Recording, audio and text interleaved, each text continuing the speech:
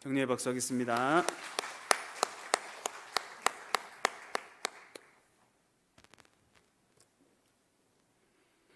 아브라함에게 주셨던 하나님의 약속은 수백 년이 지난 후에 성취되었습니다.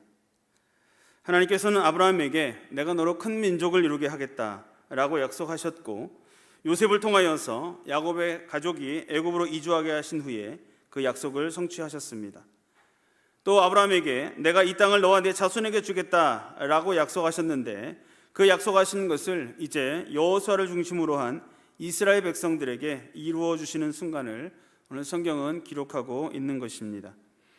하나님께서 택하신 백성, 선민 이스라엘의 여정은 항상 평안하고 복받는 여정만 있지는 않았습니다. 출애굽하기 전 그들의 삶은 애굽의 노예의 삶이었고, 그 노예의 삶을 차치하고서라도 하나님의 은혜로 말미암아 출애굽과 홍해를 마른 땅으로 건넌 사건 등 놀라운 기적을 수없이 경험하였음에도 불구하고 하나님을 온전히 믿지 못하고 당장 눈에 보이는 것 때문에 끊임없이 원망과 불평을 하나님 앞에 늘어 놓았습니다.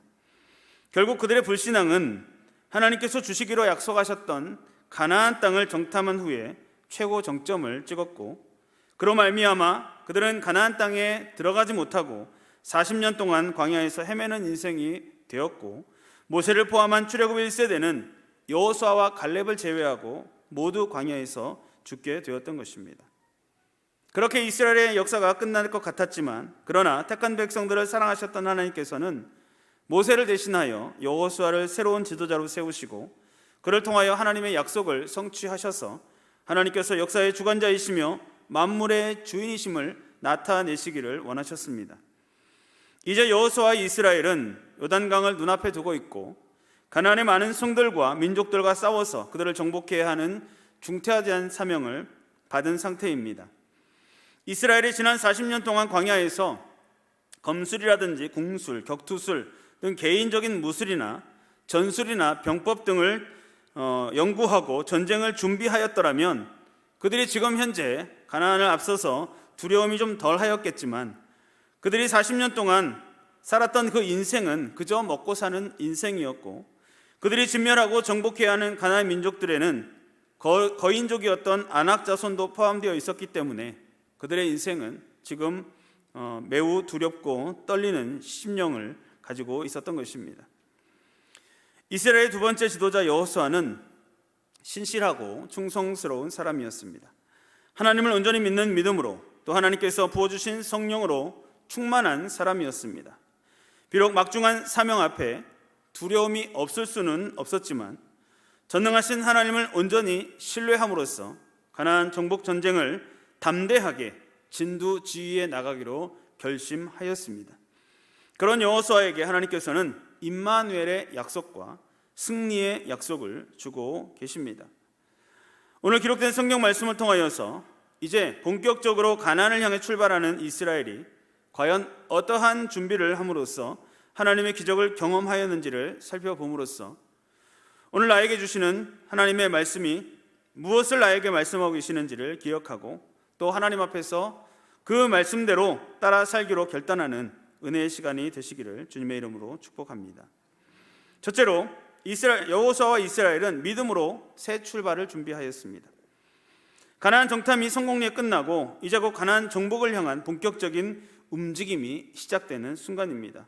본문 1절부터 6절까지 그 말씀을 보면, 또 여호수아가 아침에 일찍 일어나서 그와 모든 이스라엘 자손들과 더불어 시딤에서 떠나 요단에 이르러 건너가기 전에 거기서 유숙하니라. 사흘 후에 관리들이 진중으로 두루 다니며 백성에게 명령하여 이르되, 너희는 레위 사람 제사장들이 너희 하나님 여호와의 언약궤 맺는 것을 보거든 너희가 있는 곳을 떠나 그 뒤를 따르라. 그러나 너희와 그 사이 거리가 2000규빗쯤 되게 하고 그것에 가까이 하지는 말라. 그리하면 너희 행할 길을 알리니 너희가 이전에 이 길을 지나보지 못하였음이니라 하니라. 여호수아가 또 백성에게 이르되, 너희는 자신을 성결하게 하라. 여호와께서 내일 너희 가운데 기이한 일들을 행하시리라. 여호수아가 또 제사장들에게 말하여 이르되, 언약궤를 메고 백성에 앞서 건너라 하매 곧 언약궤를 메고 백성에 앞서 나아가니라 라고 기록하고 있습니다. 이스라엘이 이제 가나안 땅에 들어가고자 시딤을 떠나 요단강 앞에 도착하였습니다. 여호수아는 그 요단강 도하 작전을 위한 준비를 하고 있습니다. 1절에 요단에 이르러서는 건너가기 전에 거기서 유숙하였다고 기록하고 있는데, 이것은 그냥 시간을 때우기 위해서 머문 것이 아니라 요단강 도하 작전을 준비하고 그 작전이 어떠한 내용인지 그 요령과 준비 사항을 이스라엘 백성들에게 숙지시키기 위함이었습니다. 물론 그 내용은 여호수아가 하나님께로부터 직접 지시받은 것이었습니다. 그 요령은 무엇입니까? 첫째는 언약궤를 맨 제사장들의 뒤를 따라가는 것입니다. 언약궤와의 거리를 2000규빗쯤 되게 하라라고 하는 것은 혹시 잘못될 때를 위한 대비책이 아니라 될 수 있는 대로 많은 백성들이 그 동시에 그 언약궤를 볼 수 있도록 하기 위한 조치입니다. 또 두 번째 지시 요령은 그때까지 스스로 성결케 하며 준비하는 것입니다. 언약궤라고 하는 것은 하나님의 임재의 상징이었습니다. 그러므로 온 이스라엘은 하나님의 임재 앞에 자신을 성결케 해야만 했습니다. 거룩하신 하나님 앞에서 자기 자신을 거룩하게 해야 했던 것입니다. 그래야 하나님의 놀라운 역사에 동참할 수 있게 되기 때문입니다. 전리기도 한 걸음부터 라고 하는 말이 있고 시작이 반이다 라고 하는 말이 있습니다. 일단 첫 발을 내디디는 것이 참 어렵지만 그 한 발만 내디디면 나머지 일은 가속적으로 나아갈 수 있다라고 하는 것을 가리키는 말입니다. 지금 여호수아와 이스라엘의 가나안 정복을 향한 첫 걸음이 드디어 시작되는 장면입니다. 그 첫 걸음을 내딛는 것은 참으로 어려운 것입니다. 왜냐하면 그 첫 걸음은 바로 요단강을 건너야 하는 일이기 때문입니다.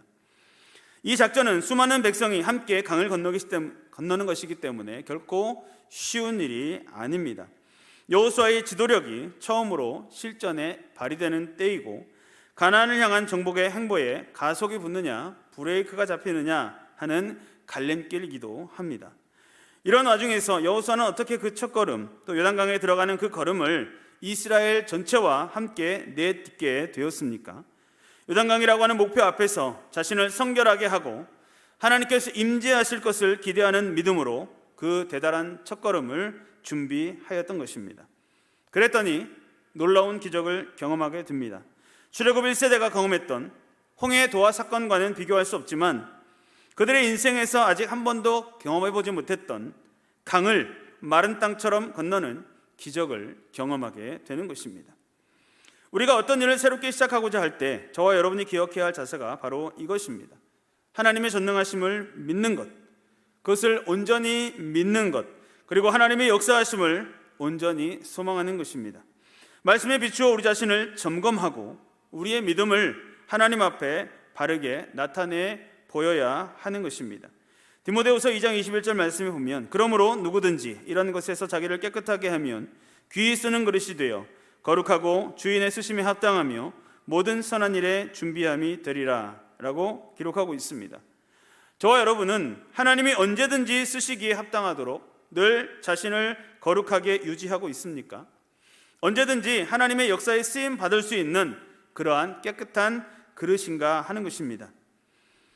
하나님께서, 전능하신 하나님께서 저와 여러분을 언제든지 부르실 때에 내가 여기 있나이다, 나를 보내소서라고 즉각적으로 대답할 수 있도록 늘 하나님의 말씀에 비추어 내 삶을 점검하고 늘 기도함으로써 하나님과의 관계를 잘 유지하는 복된 성도들이 되시기를 주님의 이름으로 축복합니다. 둘째로 여호수아와 이스라엘은 하나님의 약속과 비전을 공유하였습니다. 본문 7절부터 13절까지 기록된 내용입니다. 하나님께서는 이스라엘 백성들로 하여금 요단강을 건너게 하시기 전에 먼저 여호수아에게 확신의 약속을 주셨습니다. 내가 오늘부터 시작하여 너를 온 이스라엘 목전에서 크게 하여 라고 말씀하고 있습니다. 이 요단강 도하가 바로 하나님께서 여호수아를 지도자로 사용하시는 첫 번째 사역이며 바로 그 첫 번째 일부터 함께 해 주시겠다라고 약속해 주고 계시는 것입니다. 이제 처음 지도자로서의 일을 사역을 하는 여호수아에게 있어서는 이 사실을 스스로 확실히 믿는 것보다 더 중요한 것은 없었습니다. 내가 모세와 함께 있었던 것 같이 너와 함께 있는 것을 그들로 알게 할 것이다 라고 말씀하셨습니다. 위대한 선배 지도자 모세 역시 오직 하나님께서 인도해 주시는 그 인도 하나만을 붙잡고 정처 없어 보였던 40년의 광야 여정을 그 모든 과업들을 훌륭히 완수했다라고 하는 사실을 그가 너무나도 잘 알고 있었기 때문에 이제 여호수아 역시 하나님의 약속을 붙들고 모세와 똑같은 그 전철을 밟아서 모든 가나안 정복 여정을 힘써 달려가기만 하면 되는 것이었습니다. 그리고 그런 하나님의 말씀을 들은 여호수아는 자신이 또한 백성들 앞에서 바로 그 살아계신 하나님이 너희 가운데 계신다라고 하는 가나안 정복을 인도하실 것이라고 하는 약속의 말씀을 하는 그러한 내용을 전달했습니다. 가나안 족속과 헷 족속, 히위 족속, 브리스 족속, 기르가스 족속, 아모스 족속, 아모리 족속, 여부스 족속 등 쟁쟁한 싸움을 잘하는 민족들을 맞이하게 될 이스라엘 백성들에게 무엇보다도 그들과 맞서 싸울 용기 그리고 자신감을 주고 있는 여호수아의 모습입니다. 여호수아는 그 강한 민족들을 여호수아 자신이 아니라 이스라엘 백성의 힘도 아니라 오직 우리와 함께 하시는 하나님께서 친히 우리 앞에서 그들을 정령이 쫓아내실 것이다 라고 확신을 심어 주었던 것입니다. 지도자와 백성 사이에 이러한 믿음이 서로 공유된다면 그 어떠한 일이라도 능히 감당할 수 있지 않겠습니까?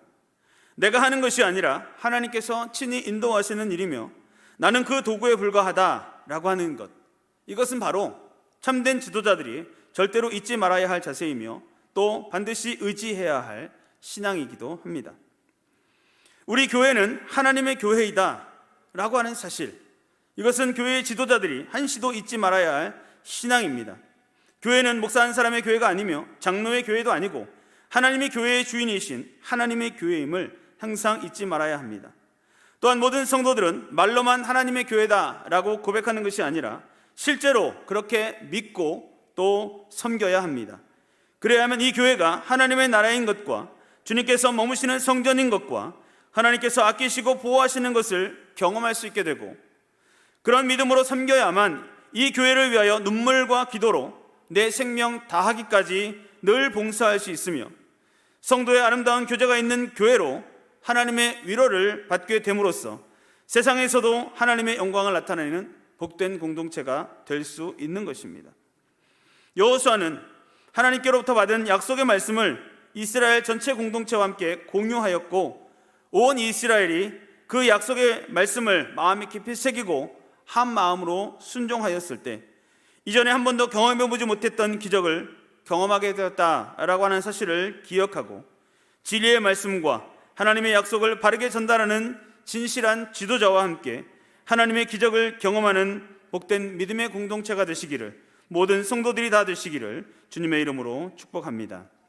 셋째로, 여호수아와 이스라엘은 지도자들을 따르고 후배들을 믿음으로 이끌었습니다. 본문 14절부터 17절까지 기록된 말씀입니다. 백성이 요단을 건너려고 자기들의 장막을 떠날 때에 제사장들은 언약궤를 메고 백성 앞에서 나아가니라. 요단이 곡식 거두는 시기에는 항상 언덕에 넘치더라. 궤를 맨 자들이 요단에 이르며 궤를 맨 제사장들의 발이 물가에 잠기자 곧 위에서부터 흘러내리던 물이 그쳐서 사르단에 가까운 매우 멀리 있는 아담 성읍 변두리에 일어나 한 곳에 쌓이고, 아라바의 바다 염해로 향하여 흘러가는 물은 온전히 끊어지매 백성이 여리고 앞으로 바로 건널세. 여호와의 언약궤를 맨 제사장들은 요단 가운데 마른 땅에 굳게 섰고 그 모든 백성이 요단을 건너기를 마칠 때까지 모든 이스라엘은 그 마른 땅으로 건너갔더라 라고 말씀하고 있습니다. 드디어 본격적으로 요단강에 돌입하는 순간이 찾아왔습니다. 여호수아가 지시한 대로 제사장들이 언약궤를 메고 가장 선두에 섰습니다. 곡식 거두는 시기, 즉 봄철이었음을 성경이 밝히고 있는 것은 이때가 요단강이 가장 범람하는 때라는 것을 알려주기 위함입니다. 오늘날의 3, 4월에 해당하는 이 시기는 기온이 따뜻해져서 요단강의 상류에 있는 헤르몬 산의 눈이 녹아서 요단강이 평소보다 높은 최고의 수위에 도달하게 되는 시기였습니다. 그리고 그 말은, 즉 200만 명이 넘는 인원이 이 강을 건넌다라고 하는 것은 거의 불가능하다라고 하는 뜻을 가지고 있는 것입니다. 이것은 그들이 곧 경험하게 될 요단강 도하가 결코 우연이나 재수가 아니라 하나님의 기적적인 역사라고 하는 사실을 강조하는 것입니다. 15절 하반절부터 16절에 보면 제사장들의 발이 물가에 잠기는 바로 그 순간 요단강에 흐르던 물이 그쳐서 매우 멀리 있는 아담 성읍 변두리에 일어나 한 곳에 쌓였다라고 기록하고 있습니다. 여기서 말하는 아담 성읍은 여리고 북쪽으로 약 30km 떨어져 있는 동네인데, 요단강의 물이 원래 흐르던 방향에서 막히게 되자 그곳까지 넘쳐 흐르게 되었다라고 하는 것입니다. 성경을 하나님의 말씀으로 믿지 않는 사람들은 이러한 하나님의 기적의 사건을 보면서도 그저 소설일 뿐이라고, 지어낸 이야기라고 하면서 30km나 멀리 물을 막을 필요가 있느냐라고 하는 말들로 괜한 트집을 잡으려고 합니다. 그러나 만물의 주인이신 하나님께서는 불가능한 일이 전혀 없으며, 하나님께서 원하시는 때에 하나님이 원하시는 방법으로 하나님이 하고 싶으신 일들을 얼마든지 행하실 수 있다라고 하는 사실을 우리는 반드시 믿어야 합니다. 어쨌든 요단강 물이 끊어지는 기적으로 말미암아 이스라엘 백성들은 맨 땅을 밟으며 강을 건너가게 되었습니다. 어쩌면 그들은 자신들의 부모 세대가 전해주었던 그 홍해의 기적, 그 하나님의 도우심을 이제 체험적으로 경험하게 되었던 것입니다. 이러한 신나는 장면 중에 한 가지 우리가 주목할 만한 것이 있습니다.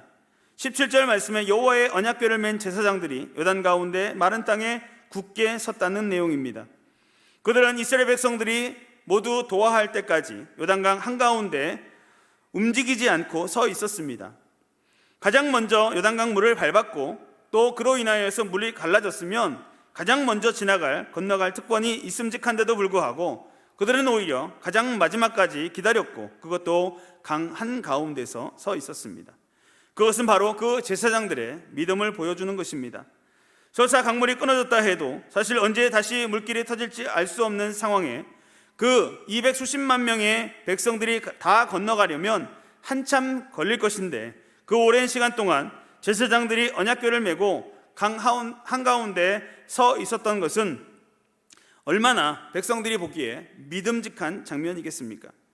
믿음의 지도자들, 언약궤를 맨 제사장들이 바로 그 자리에 서 있으니 지금 강을 건너가고 있는 이스라엘 백성들은 아무런 염려할 것이 없었던 것입니다.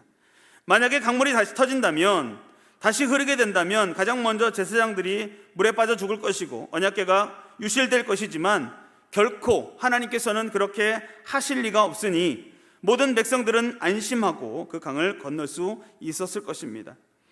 또 제사장들은 그 요단강 도하가 하나님의 인도하심으로 이루어지고 있음을 확신하고 있었기 때문에 그들의 몸을 통하여서 그들의 믿음을 나타내 보여주었습니다.